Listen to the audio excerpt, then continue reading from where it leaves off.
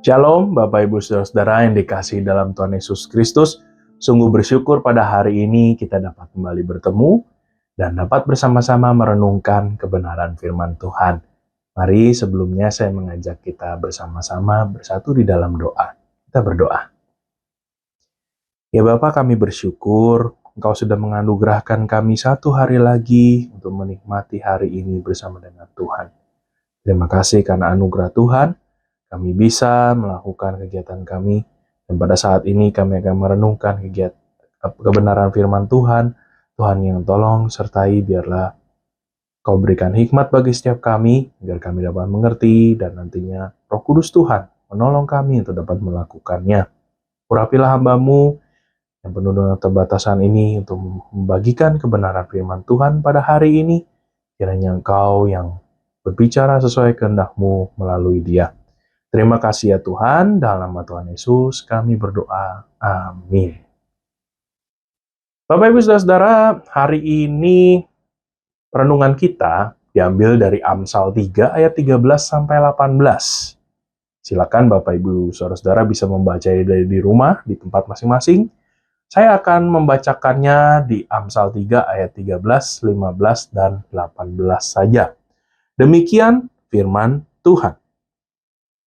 Berbahagialah orang yang mendapat hikmat, orang yang memperoleh kepandaian.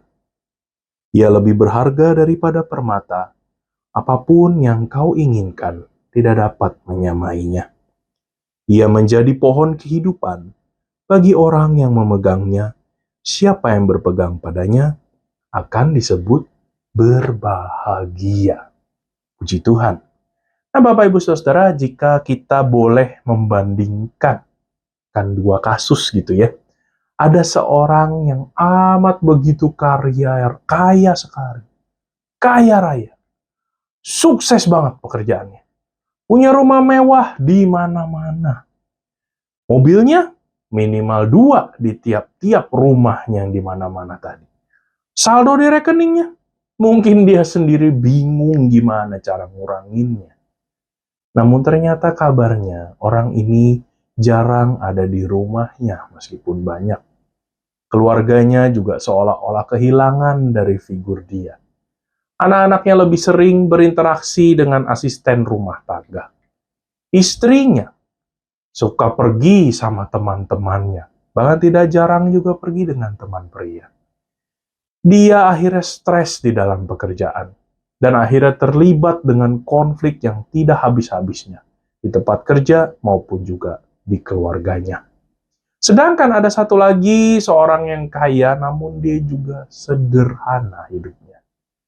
Rumahnya tidak banyak, mobilnya juga tidak banyak, tapi orang ini pandai mengatur waktunya. Dia tahu kapan harus kerja keras, dia tahu kapan dia harus diam, dia tahu kapan harus berkomunikasi dengan keluarganya secara mendalam, dan hidupnya terlihat begitu damai. Bapak Ibu Saudara, berdasarkan cerita yang tadi, kira-kira siapa yang lebih berbahagia? Menurut ayat yang kita baca, tentulah yang berhikmat yang lebih berbahagia. Sebab hikmat adalah harta yang paling berharga. Bapak Ibu Saudara, ketika Amsal berkata, berbahagialah, hal ini merupakan sebuah kondisi bahwa bukan hanya tentang materi saja, namun sebuah kepuasan juga secara spiritual. Singkatnya, bahasa yang kita pahami adalah ada damai sejahtera. Sebab kebahagiaan sejati itu tidak datang dari apa yang kita punya saja, tetapi dari bagaimana kita dapat melihat dan merespon di dalam kehidupan kita. Nah, hikmatlah yang dapat mengarahkan cara pandang kita kepada hal tersebut. Hikmat yang dapat menolong kita bagaimana menggunakan harta dengan bijak, membangun relasi yang sehat dengan sesama, dan bagaimana menolong kita untuk hidup selaras dengan kehendak Tuhan. Penulis Amsal membandingkannya dengan perak, emas, dan permata. Hal ini merupakan simbol dari harta kekayaan yang tertinggi pada masa itu. Namun dia menilai bahwa hikmat itu lebih tinggi nilainya dibandingkan harta termewah yang ada di dunia. Jika di dalam dunia modern mungkin penulis Amsal seperti mau mengatakan bahwa hikmat itu jauh lebih berharga daripada properti elit, saham biru, atau mobil-mobil mewah. Harta dunia sebanyak apapun bisa lenyap. Kan tetapi hikmat justru memberi nilai yang kekal. Kemudian Bapak Ibu Saudara, penulis Amsal juga menggambarkan bahwa hikmat begitu indah. Dikatakan seperti pohon kehidupan. Bagi orang Yahudi, simbol ini melambangkan kehidupan yang benar-benar utuh dan diberkati oleh Tuhan.